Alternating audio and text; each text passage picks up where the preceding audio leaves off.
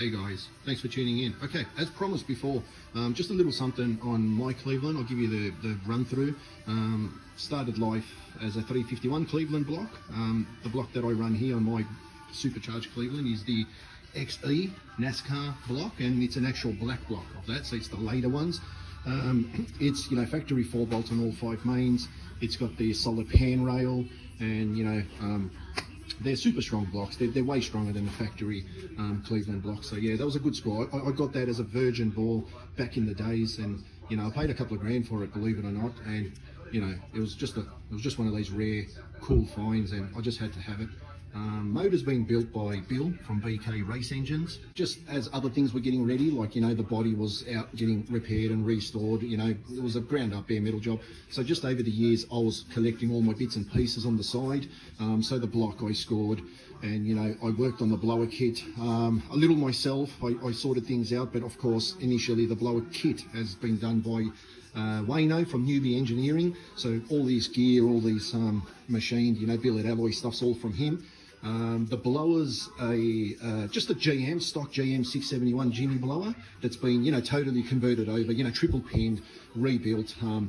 It's all been clearanced and timed by Jeff Ramsey, and that was just a cheap find that I scored back then. So the blower, the kit, everything got done. Yeah, and you know, just usual machine work carried out. I mean, a lot of things I gathered over the years before I dumped everything at BK, and, you know, sat down with him and we had a chat about where we're going to go with this particular build. It is going on to 14 years old now. Like I've mentioned in my previous videos, if you haven't seen, you know, just go back and watch a couple of the videos and you'll get up to date with some of the stories on this. And yeah, so me and Bill from... Yeah, so I went out and sourced the crank and the rods, and what I did was I went for the 3.75 inch stroke crank. It's an Eagle forged crank, 375 inch stroke, and the matching large journal Chev 6 inch rods. That there's a certain part number and that they recommend to use with the Cleveland stuff. So I went with that H-beam Eagle 6 inch rods, and I got them with the upgraded L19 rod bolts, ARP rod bolts. And you know, the L19 rod bolts are just, you know, one of the strongest rod bolts out there. So it was just a neat upgrade that I did, and why not, you know what I mean? And what else can I say? Yeah, it's you know, it's a 20 thou over block with a 375 inch stroke. It works out to be like 380.7 cubic inches. I call it a 380 cuber, and you know, I particularly like that stroke combination, just because, I mean, even though it's the NASCAR block, look, you can go way more. You can do a 408 with this thing and no problems, but with me, you know, it's almost, it's moving on to 14 years old now, and it's one of the reasons why it's 14 years old. So, I mean, if you keep that, I've mentioned this in my previous videos and posts, community posts that I put up.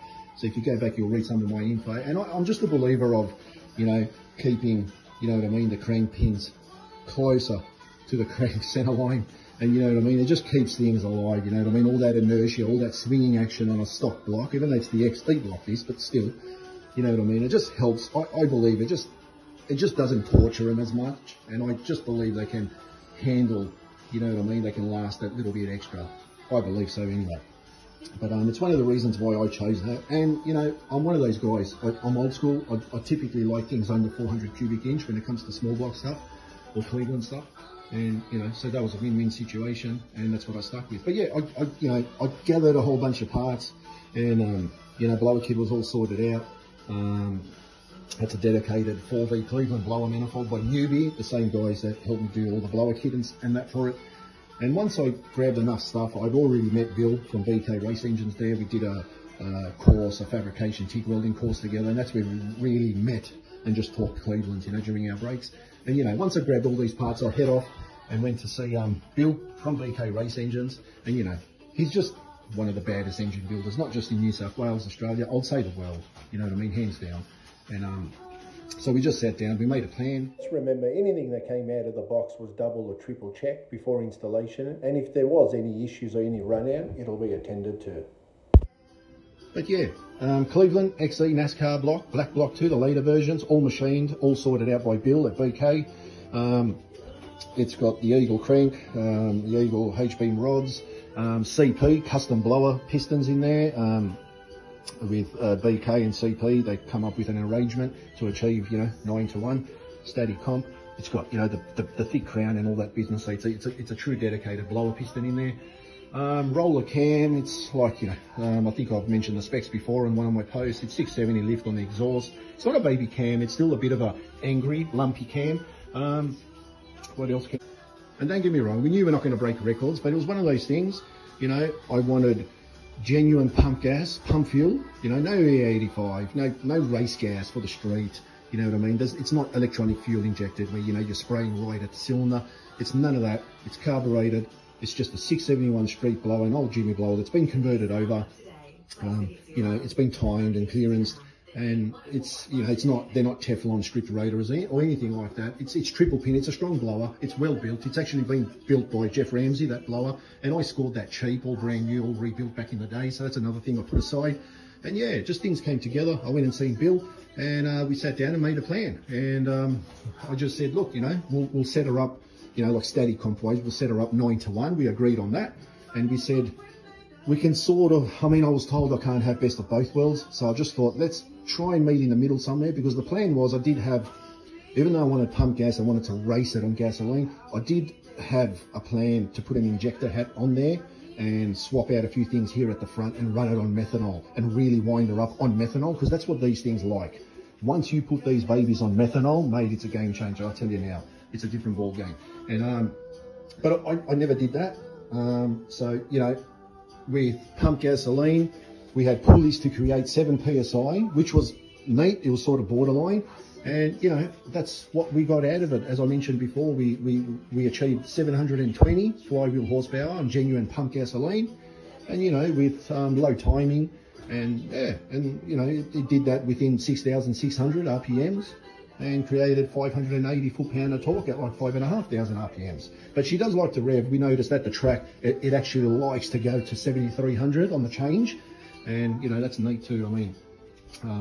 RPMs, who doesn't like RPMs? Most of the valve train is all comp cams, because back then, we're talking almost 14 years ago, I know BK was hot with comp cam stuff. So, and there's nothing wrong with comp cams even today. They got killer stuff. But yeah, most of the valve train is from comp cams, like the stud girdle, things like that. But yeah, it's got all the great gear. It's got, proper severe duty valves, single groove valves, 10-degree titanium retainers, and locks and all that. It runs the full steel comp cam rockers, one of their Pro series, like top of the line on their catalogue. So, mate, as far as valve train, it's got all the killer stuff in there. You sort of can't get better, you know what I mean? Heads are CHI alloys, the 4V versions, as I've mentioned in one of my other posts before. And, we went and bought them bare because BK wanted them all set up through his head guy. Don't get me wrong, there's nothing wrong with getting them set up from CHI, but, a lot of engine builders like to sort of send their own stuff out. They want to keep an eye on what's being machined and what's being set up. So yeah, we got them bare. Then BK had his own particular guy. Man, this guy was gun. He had his own particular guy to do everything, the guides, the seats, things like that.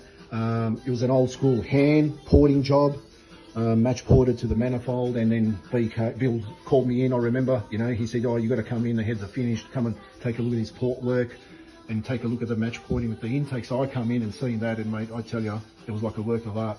And look, by memory, I think the heads, they flowed at like 352 or 360 CFM at 700 lift.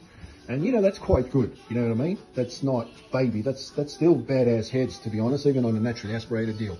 But, yeah, so I kept it all 4V, just because, I'm true to the Clevelands and 4V era. So anything, 4V related, yes, I'm in for that. And that's why, and also the CHI 4V versions, they're a true factory spec geometry layout head. And because I got a lot of these fabrication, like even the engine plates, the engine plates are all bushed, front and back. And because I got the pipes done with my old NASCAR. Yeah, so we did a lot of the fab work and setup with my old 4V iron heads that are back there on the stand. And, when it came time to, head choice selection, I wanted to use my iron 4Vs, but then we both agreed, and taken Bill's advice on that, we sort of came to the conclusion that, look, you know, as far as, you know, reliability and strength issues, the 4V iron heads might give us, you know, a bit of drama with, you know, making 700 to 800 horsepower all day long. So I got a little bit worried because I thought there was no true geometry style head out there, because like I said, I've done all the fab work to accommodate around a 4V iron head. And I know that the 3Vs are a little out, especially on the exhaust angles down there and things like that. And I just remember being relieved that CHI made a true, you know, geometry 4V alloy head, and that was cool, you know, and so we went with that choice. That sort of saved us. It runs an MSD 10 plus ignition, that's the coil for it. It runs a Pro Billet MSD that's been modified by my blower guy. So you can see there, I'll put up a picture of it. And that's just, you know, for the clearance of the blower. So you got to do those things. You can hack them, you know what I mean? They machine them, and then they do a little slot, and it slots back in, and then it gets tied in with grub screws. There's nothing wrong with that. That's, you know, they've been doing that since day one with these things. It's an ASR custom sump. It holds about 10 litres. It's a custom sump for Cleveland in Capri that was designed by ASR and myself. We sort of, we went back and forth with measurements. I sort of kept sending him measurements, and then I went with one of his Pro Series pans. You know, it's got all the trap doors, you know, for launch and control and all that. Yeah, it's a killer. It's a killer oil pan, and that's by ASR. Holds 10 litres. Now, like I said before, it's a little dull. I haven't detailed, I haven't spruced nothing up for over a year now. But believe me, 14 years ago, you would have to wear your sunshades to take a look at this engine bay. Everything just popped. It was just like a mirror shining in your face. But yeah, you know, what are you going to do? You know, that's, you know, I mean, once this thing was a first place award winner, and now, you know, she still holds up, don't get me wrong. But yeah, a lot of this stuff's done by me. Everything pretty much in this engine bay has been designed, and, you know, if not made by me, sort of like all the brackets and things like that, sort of just designed, been drawn up, and then sent out to my guys to be made for me.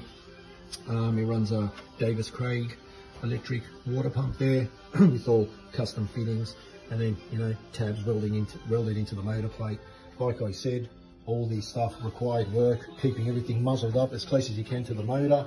I didn't want too much snout and pulley overhang, and that helps, especially if you're not going to run a crank support. I think anything up to 800 horsepower, even a little bit over, I think it's okay. There's probably no need for a crank support.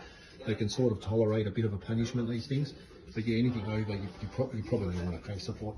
Yeah, but, you know, that's the motor, just built well, just a true, you know, BK built Cleveland.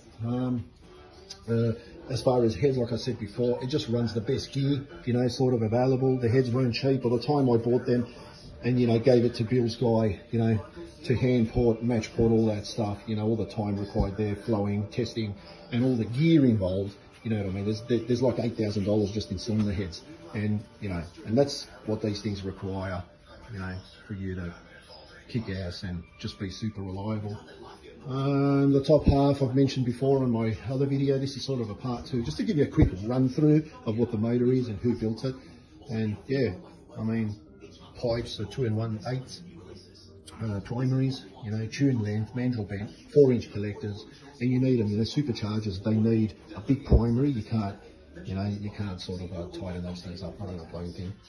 I need to let them breathe.